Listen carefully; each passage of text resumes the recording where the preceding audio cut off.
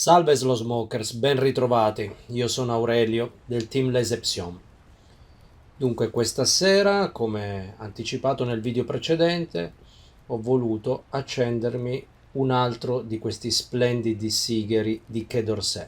Sto parlando del Quai d'Orsay Clemenceau. Partiamo subito con alcune informazioni fondamentali su questo sigaro. E partirei proprio dalla sua vitola. La vitola de salida, come detto, è Clemenceau. La sua vitola de galera è Giulietta numero 2, comunemente chiamato Churchill, le cui misure sono 47 di diametro per 178 di largo, cioè la lunghezza. Diamo alcune informazioni. La prima è la costruzione. Come potete vedere, intanto si tratta di un sigaro estremamente bello, ben equilibrato, ma questo è comune a tutti i Churchill, ovviamente. La capa è di un colorado con dei riflessi bruni, rossastri.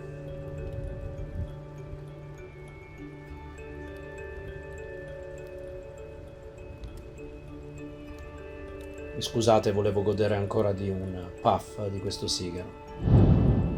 Il riempimento è molto uniforme e ben riempito, seppur in questo esemplare, ma è il primo di quelli che ho provato, la testa presenta un piccolissimo nodo, ma si percepisce al tatto, ma nel tiraggio non ha nessunissimo problema. Il tiraggio, nonostante la lunghezza, è molto agevole e quindi mi sta andando bene con i sigari di questi ultimi video perché è un sigaro che fuma benissimo.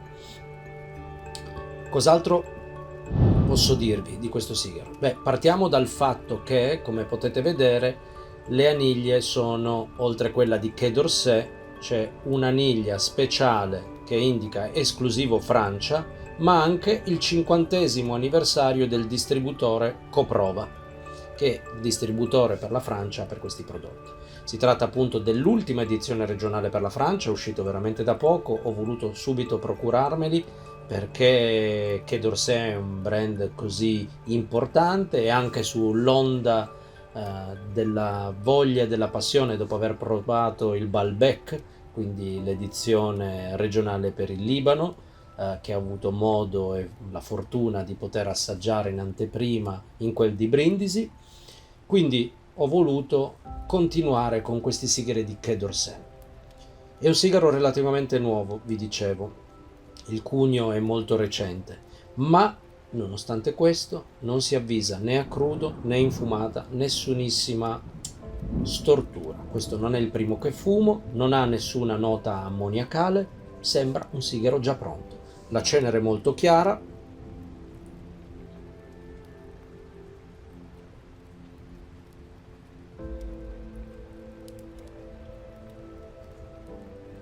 Ecco, parlando di sapori e di aromi, sia a crudo e sia in fumata ho notato subito degli aromi di pellame, di terra bagnata, dei profumi che si possono cogliere istantaneamente. Il sapore prevalente, il gusto che pervade di più la bocca è quello del salato. Il sigaro è mediamente sapido, cioè mediamente gustoso, non ha questa irruenza in bocca. Gli darei come forza una forza medio, dal medio al forte. È un sigaro che fumerei di sera dopo una bella cena, dopo un bel vino rosso, e adesso sono all'inizio, ma come vi ho detto ne ho già fumati altri. Si tratta di un sigaro che ha una bella evoluzione, molto costante e prosegue. Ora vedremo se anche questo esemplare rispetterà queste aspettative. Vengono fuori degli aromi di pellame molto importanti, la terra rimane sempre presente. Una particolarità: spesso alcuni sigari sono più buoni al palato e nella fumata retronasale piuttosto che nella fumata ortonasale, cioè il fumo che esce dal piede spesso è più profumato di quello che potete provare per via retronasale, o viceversa. In questo caso specifico invece il bilanciamento è perfetto.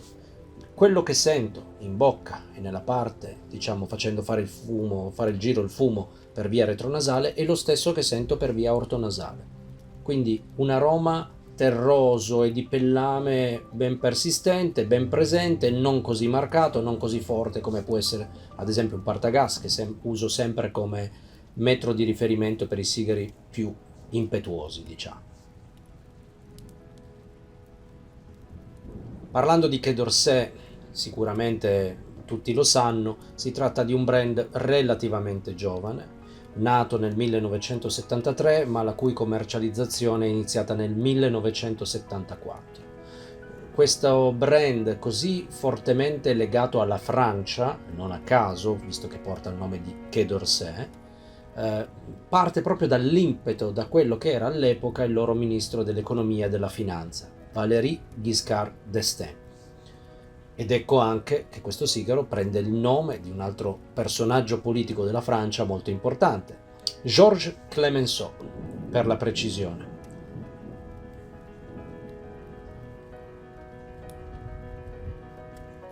Questo simpatico signore dai folti baffoni è stato il primo ministro in Francia dal 1906 al 1909.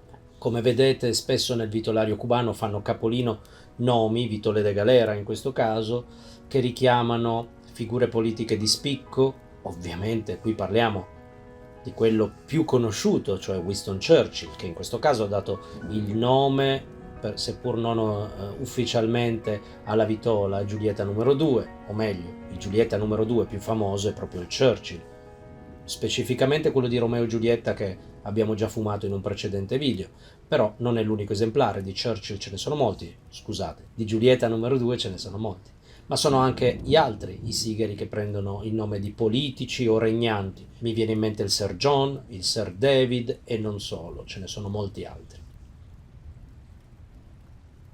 Questo sigaro, come previsto e come già provato negli esemplari precedenti, procede benissimo, la combustione è molto regolare, la cenere è molto chiara, vedremo più tardi se sarà più friabile o più compatta. Questo è un periodo in cui mi sono imbattuto spesso in sigari Quai d'Orsay. Di recente uno tra i protagonisti del mercato di Habanos è stato proprio il Senadores di Quai d'Orsay.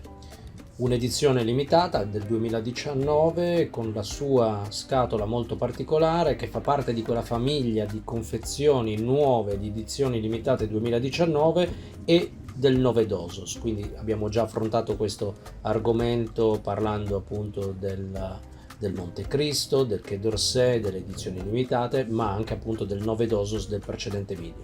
Sono tutti box disegnati appositamente per questi sigari, dei box molto particolari che differiscono dal classico condizionamento dei sigari della linea classica. Ecco, i Quai d'Orsay forse più famosi nell'ultimo periodo, parlando di sigari della linea regolare, sono proprio il numero 50 e il numero 54.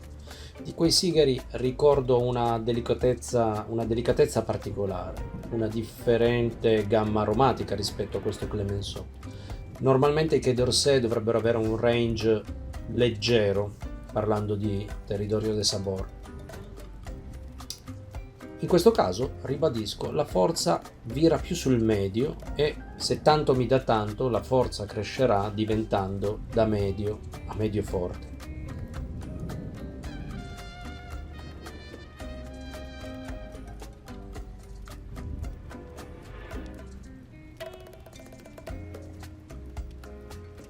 Si tratta di un sigaro veramente eccezionale. Questo sfata il mito che alcuni utilizzano come cavallo di battaglia, quello dei sigari non pronti. Ecco, questa edizione regionale ufficialmente del 2020, ma disponibile proprio. Sono eleganti, mai troppo prepotenti, rimangono le note di terra e quel cuoio che si sentiva più all'inizio, proprio nei primissimi puff, sta andando pian piano a calare. dovrebbero venire fuori delle note leggermente più tostate, non si sentono noti piccanti o speziate, ma rimane su questo registro aromatico e sempre con la sua salinità. Rieccoci, siamo verso la fine, la cenere è appena caduta da sola per la seconda volta. Ho controllato la cenere, risulta molto friabile, quindi non è assolutamente compatta, è una cenere che difficilmente rimarrebbe attaccata per tutta la fumata a questo sigaro. Gli aromi, come detto, si stanno evolvendo, quindi viene fuori più la terra bagnata, mentre il pellame è andato piano piano dissipandosi. La forza si è attestata ancora su medio, non è cresciuto moltissimo di intensità, quindi direi che, a meno di stravolgimenti proprio nell'ultima parte del terzo, difficilmente questo sigaro avrà un'escalation così irruenta e importante, portandolo solo su un registro aromatico, un territorio de sabor medio, che comunque rappresenta uno scalino in più rispetto alla media dei Quai d'Orsay classici che conosciamo, che sono mediamente più leggeri.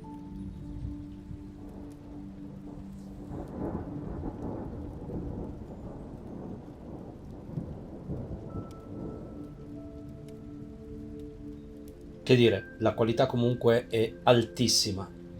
È un sigaro veramente prestigioso, sia per la vitola, insomma, i Churchill per me sono una delle vitole più importanti, più rappresentative del vitolario cubano. Ovvio, non sono di quel ceppo così sottile, fine ed elegante come altri sigari, però rappresenta sempre una fumata molto piacevole che vi terrà compagnia per oltre un'ora. Nonostante appunto le misure di un Churchill, a differenza di un più compatto Romeo e Giulietta Churchill, questo fuma mediamente più veloce. È un sigaro che un fumatore come me consuma in un'ora e mezza al massimo, un'ora e 20, un'ora e mezza. Quindi non tantissimo come mi aspettavo. Io molti Churchill li faccio durare anche fino a 2 ore, fumandolo molto lentamente. Questo procede abbastanza spedito.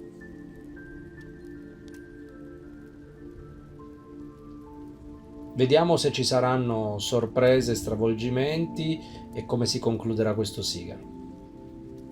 Eccoci tornati alla fine. Ho tolto una delle 2 aniglie, quella del 50° anniversario di Coprova e esclusivo Francia, lasciando solo quella di Quai d'Orsay. Come detto poco fa, il territorio de sabor è medio, non è andato crescendo come mi aspettavo, come è successo in un precedente esemplare, ma comunque attestandosi su un livello leggermente più alto ai sigari più leggeri che sono tipici di Quai d'Orsay.